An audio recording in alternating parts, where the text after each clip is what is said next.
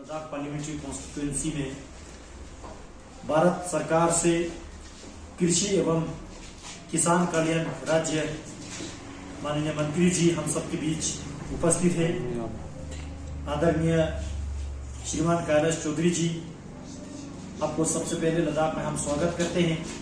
और कल भी आपका बड़ा प्रोग्राम रहा, व्यस्त रहा। आज हम सुबह सवेरे 6 बजे जंस्कार गए और जंस्कार में 4-5 प्रोग्राम करके ले आए। तो ले में कजरी में फार्मर के साथ इंटरेक्शन हुआ, जंस्कार में फार्मर के साथ इंटरेक्शन हुआ और साथ ही साथ माननीय मंत्री जी ने यहाँ याप को लेके रिसर्च रीजनल सेंटर स्थापित करने का जो घोषणा किया और एफपीओ बनाने का उन्होंने आदेश दिया सबको। तो उसी के बारे में और भी बहुत सारे इनिशिएटिव जो कृषि मंत्रालय जो लद्दाख में ले रहे हैं, इसके संबंध में मैं माननीय मंत्री जी से निवेदन करना चाहूंगा, आप प्रेस को संबोधित करें। धन्यवाद एमपी साहब। सभी मीडिया के बंधुओं, आपका सबसे पहले तो स्वागत है। जैसा कि माननीय एमपी साहब ने बात बताई है, कृषि के क्षेत्र के अंदर नरेंद्र मोदी जी की सरकार ने जिस तरह से काम किया है, मैं सोचता हूं कि इतिहास के पन्नों में लिखा जाएगा। और जिस तरह से कृषि को बढ़ावा देने के लिए प्रधानमंत्री माननीय नरेंद्र मोदी जी ने एग्रीकल्चर के अंदर सबसे पहले तो बजट को बढ़ाने का प्रावधान किया, जहां 2013 से पहले कृषि का टोटल बजट होता था वो लगभग 1 लाख और मैं भी चाहूंगा लगभग 21,000 करोड़ के आसपास होता था या 20,000 करोड़ होता था। लेकिन अब वही कृषि का बजट 1 लाख और 30,000 करोड़ से अधिक है, जो कि लगभग उससे 7 गुना अधिक है। तो निश्चित रूप से 2022 तक किसानों की इनकम डबल करना हमारा लक्ष्य है। और निश्चित रूप से प्रधानमंत्री जी हमेशा किसानों की चिंता करते हैं। और लाल किले के प्राचीर से भी आपने देखा होगा कि किसानों के लिए जिस तरह से काम किया, आज किसानों को डायरेक्ट बेनिफिट दिया जा रहा है।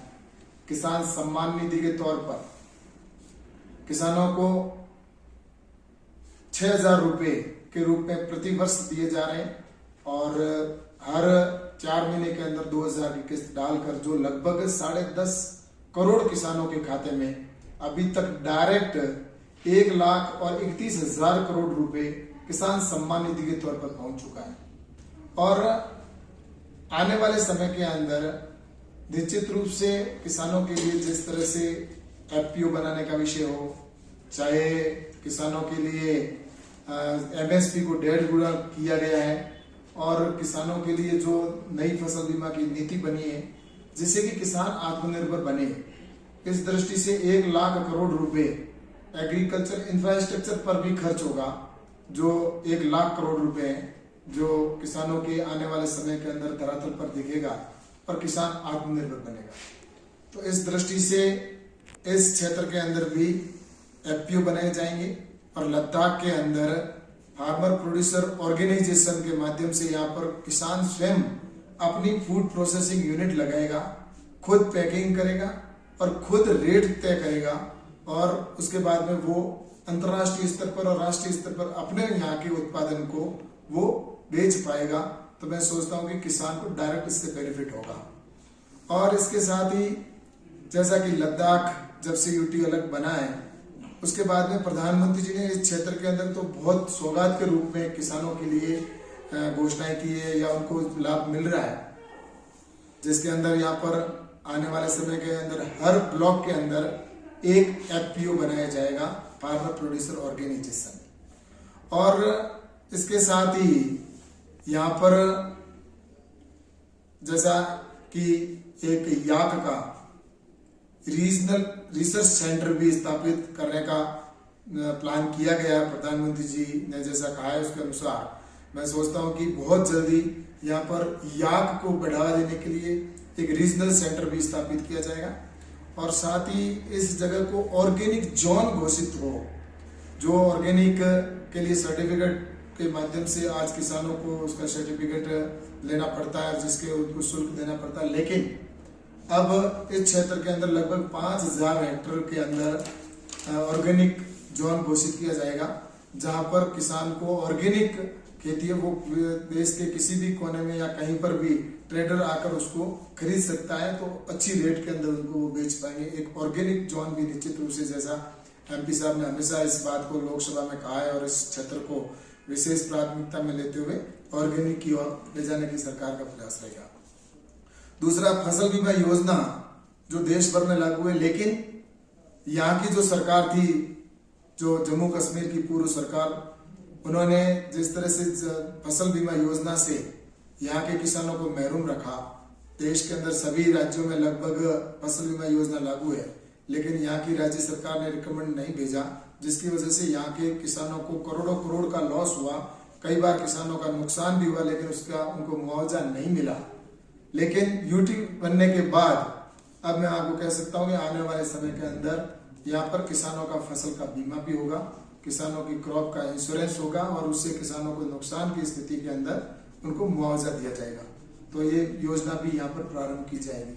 तो कुल मिलाकर मेरा यह कहना है कि ये जो लेह लद्दाख हमारा है, इस लद्दाख के अंदर प्रधानमंत्री जी का विशेष ध्यान केंद्रित करते हुए एग्रीकल्चर के अंदर हो, चाहे अन्य सेक्टर के अंदर आज हो, हर क्षेत्र के अंदर जहां तक देखा जाए, आज एग्रीकल्चर के अंदर भी 200 करोड़ रुपए हॉर्टिकल्चर के अंदर स्वीकृत किए गए हैं। हॉर्टिकल्चर के माध्यम से यहाँ की जो फल है या यहाँ की सब्जी है, जो किसान सिर्फ यहाँ पर जैसा कि साल के अंदर 6 महीने ही खेती ले पाता है, लेकिन यहाँ पर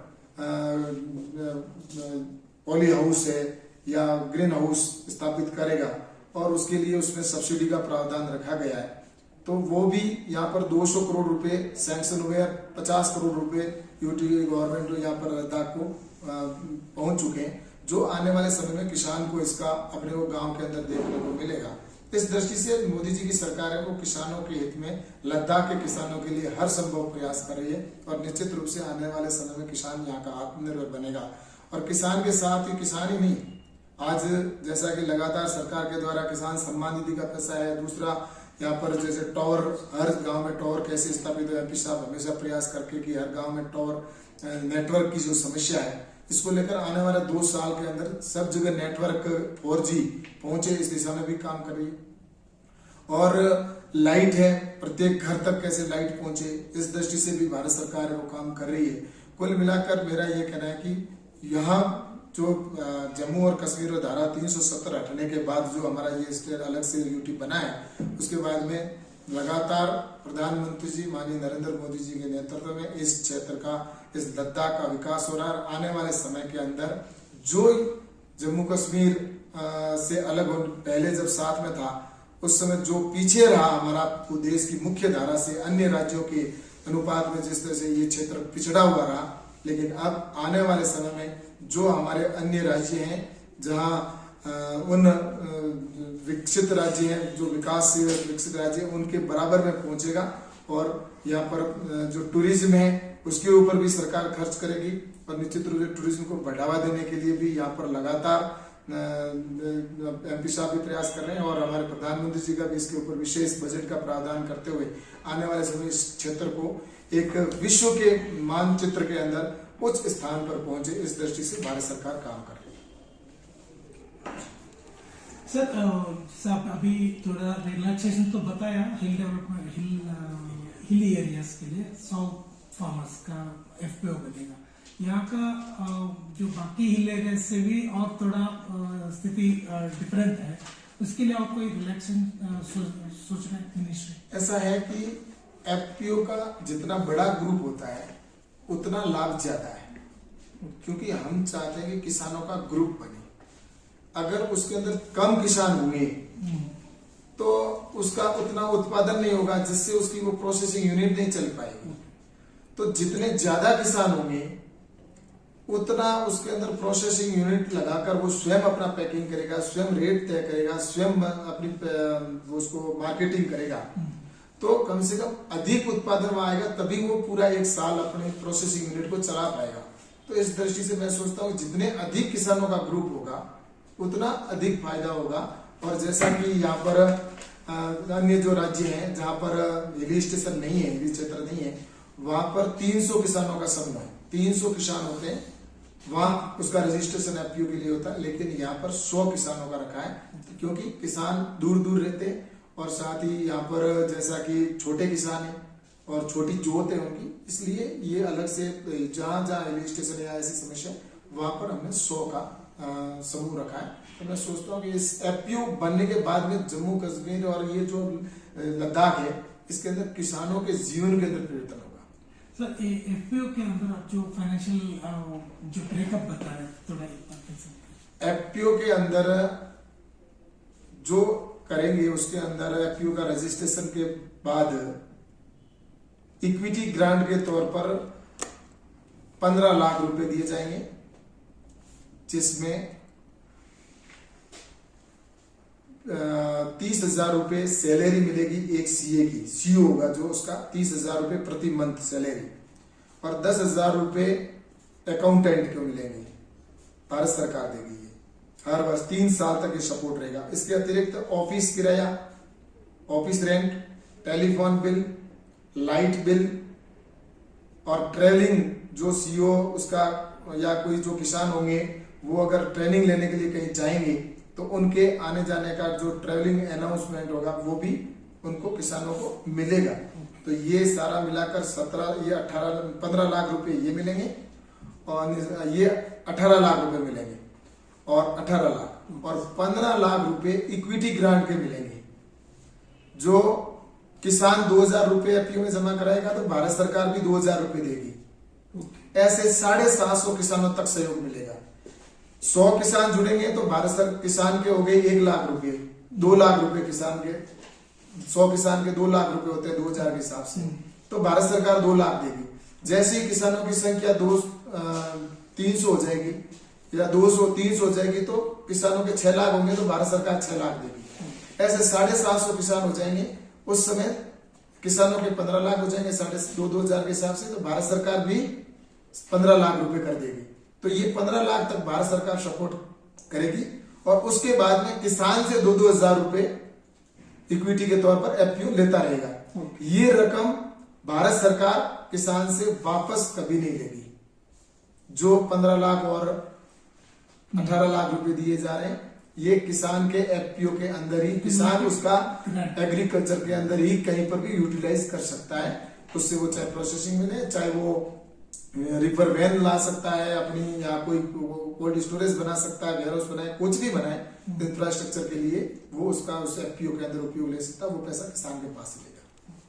तो सर जिस तरह से लद्दाख में कुछ ऐसे गांव भी है, पूरे लद्दाख में ले और कारगिल में, जहाँ पे पानी की कमी रहती है, तो वहाँ पे लिफ्ट इरिगेशन का क्या सुविधा होगा? ऐसा है कि पानी के लिए भी जैसा कि सरकार प्रयास कर रही है लगातार, और लिफ्ट के लिए हमारी सरकार की जो योजना है उसके अंदर ड्रिप इरिगेशन है, सोलर से आप पानी को निकाल सकते हैं, तो सोलर की स्कीम भी है और स्प्रिंकलर्स के द्वारा भी है, इसमें सब्सिडी का भी प्रावधान है। और वो जिस तरह से देश के अन्य राज्यों के अंदर जैसा मिलता है वैसा ही लद्दाख के किसानों को भी उसका लाभ मिलेगा। और जहाँ नदी चल रही है, लगभग नदी के किनारे पर अगर कोई उसका पानी का उपयोग ले सकता है तो किसान लेकर उसका खेती के अंदर, और उसके अतिरिक्त डिगी भी बना सकता है। नरेगा के माध्यम से भी, जैसा कि एमपी साहब पर प्रयास करेंगे, आने वाले मनरेगा के माध्यम से आने वाले समय में किसान के खुद के खेत के अंदर एक पॉन्ड बने, तो वो पॉन्ड भी बनाने के लिए भारत सरकार है वो इसके अंदर स्कीम ला रही है, जिससे कि वहां यहाँ के किसानों को उसका बेनिफिट मिलेगा।